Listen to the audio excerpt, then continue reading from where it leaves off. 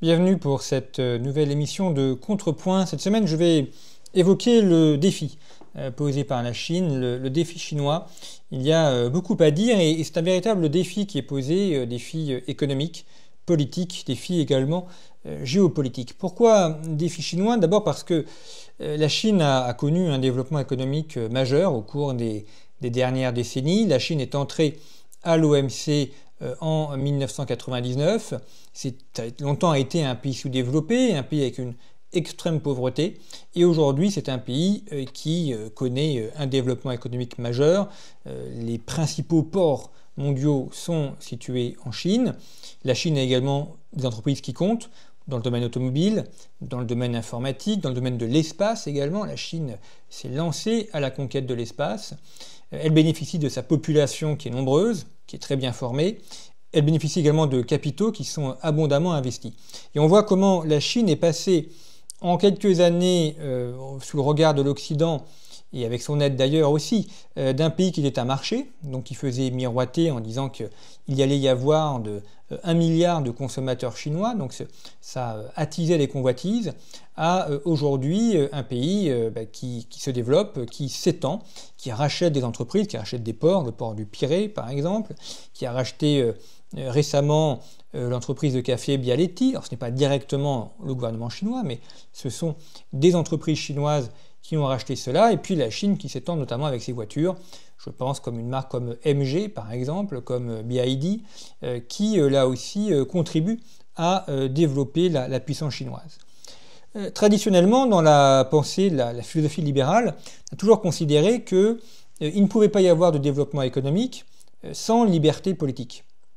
Les deux allant de pair. Et on a l'exemple évidemment de Cuba, de l'Union soviétique, de la Corée du Nord, où il y a absence de liberté politique et où il n'y a pas eu développement économique.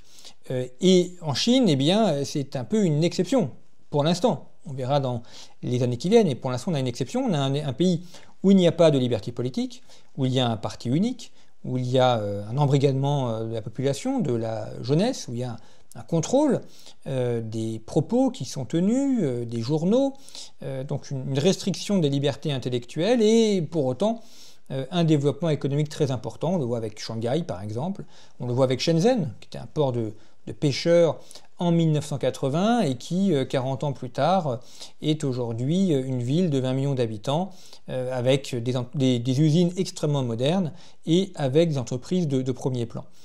Donc là, il y a un premier défi qui est posé, c'est ce défi d'un pays qui n'a pas de liberté politique, qui n'a pas de tradition de liberté politique, mais qui néanmoins a un développement économique. Et c'est un défi parce qu'on voit que ça oppose un contre-modèle, notamment pour tous les régimes autoritaires qui pendant longtemps pouvaient être des modèles politiques mais n'étaient pas des modèles de développement ou des modèles de croissance pour leur population et qui aujourd'hui peuvent donner le modèle chinois en exemple en montrant que des pays qui n'ont pas de liberté politique peuvent néanmoins se développer. Et on voit qu'aujourd'hui dans le monde en recomposition, on a ces défis notamment de représentation, ces défis d'attachement qui sont majeurs et qui jouent un rôle important à l'échelle mondiale. Le deuxième défi qui est posé par la Chine, c'est dû à la politique américaine actuelle. On voit bien que la politique erratique de Donald Trump, qui un jour augmente les tarifs douaniers, un autre les suspend, qui maltraite ses alliés européens, met à mal l'alliance des Occidentaux entre le monde américain et le monde européen.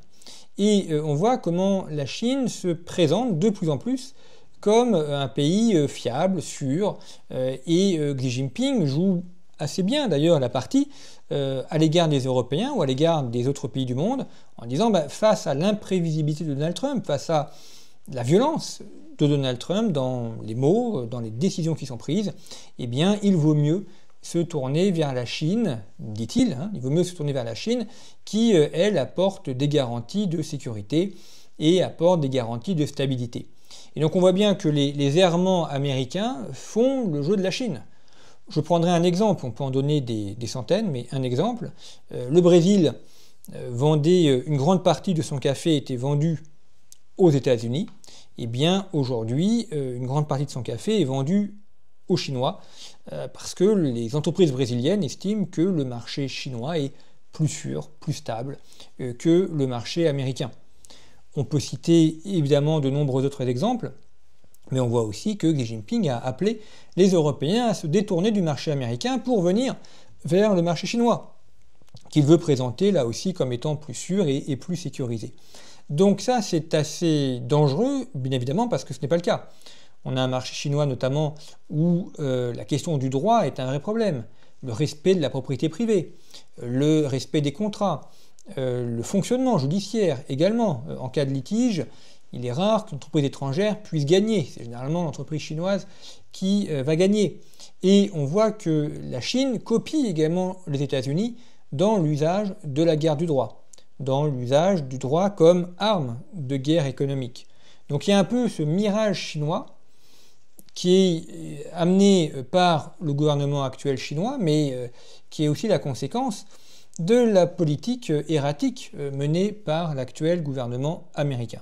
Et on voit bien que, comme à l'époque de la guerre froide où il y avait deux modèles, modèle soviétique et modèle américain, on a aujourd'hui deux modèles, modèle chinois et modèle américain. Et le défi qui est posé par la Chine, c'est que la Chine arrive à faire passer pour une grande partie du monde son modèle comme étant plus aimable, au sens propre, plus attirant que le modèle américain. Alors c'est le cas de l'Afrique par exemple, c'est le cas des pays asiatiques. Le troisième défi posé par la Chine, c'est le cas de Taïwan. Xi Jinping a dit à plusieurs reprises qu'il voulait récupérer Taïwan. La question de savoir ce qui se fera réellement. Alors je ne reviens pas sur le débat historique, il est important, mais c'est un autre sujet. Savoir si Taïwan a ou non été chinoise, c'est en fait assez complexe. Mais on voit bien que la volonté chinoise, c'est d'intégrer Taïwan à la Chine. Et donc la question, c'est comment vont-ils s'y prendre ? Ils se sont fixés l'année 2049, centenaire de la naissance de la Chine maoïste, pour atteindre cet objectif. Si jamais la Chine attaquait Taïwan, comment est-ce que cela se passerait et quelle serait la réaction des Occidentaux ? Joe Biden avait dit qu'il considérait Taïwan comme un État américain. Et donc, en cas d'attaque de Taïwan par la Chine, il protégerait Taïwan comme il protégerait un État américain. Il n'est pas certain que Donald Trump suive la même position. Et on voit bien que le gouvernement actuel américain est en train de lâcher l'Ukraine. Marco Rubio a dit que ça ne les intéressait pas, que ce n'est pas leur sujet. Il est fort probable également qu'ils lâchent Taïwan en considérant que cela ne les intéresse pas et que ce n'est pas leur sujet.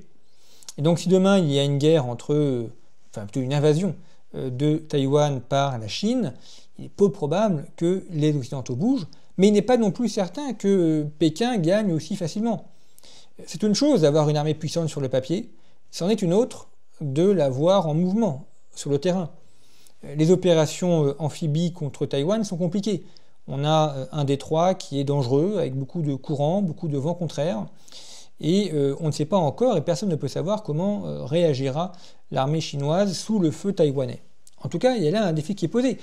À partir du moment où Xi Jinping a dit qu'il voulait prendre Taïwan, il faut bien réfléchir à qu'est-ce que l'on ferait, qu'est-ce que l'on fera si Taïwan est attaqué. Il faut y penser maintenant et non pas quand cela aura lieu. Enfin, le quatrième défi que pose la Chine, alors il y a d'autres défis, mais j'en ai défini 4. Le quatrième défi que pose la Chine, c'est évidemment le défi pour les Européens, et notamment le défi de la liberté politique, le défi du modèle, là aussi, c'est-à-dire développer un modèle qui soit attrayant, développer un modèle qui puisse être exporté, qui puisse être apprécié. Il y a là, avec la Chine, pas uniquement une guerre économique, pas uniquement une guerre politique, mais aussi une guerre intellectuelle, aussi une guerre de l'ordre des idées. Dans les années 1960-1970, beaucoup d'intellectuels français s'étaient pris de passion pour le maoïsme, au moment même où Mao commettait ses exactions. Les mêmes qui d'ailleurs avaient une grande passion pour les Khmers rouges. On vient de commémorer le 50e anniversaire de la prise du pouvoir par les Khmers rouges, donc c'était les mêmes. Et aujourd'hui, le modèle chinois peut aussi avoir cette attraction. en gommant, en effaçant les difficultés politiques qu'il peut y avoir en Chine. Et donc pour les Européens, il y a ce défi qui est aussi de proposer un contre-modèle intellectuel qui soit attrayant pour les Français, pour les Européens, mais aussi par le monde. Donc c'est un véritable défi qui est posé. Le monde est fait de défis, évidemment, il n'y a jamais de période calme et il ne se passe rien, mais en tout cas ce défi, il faut le relever et le prendre au sérieux.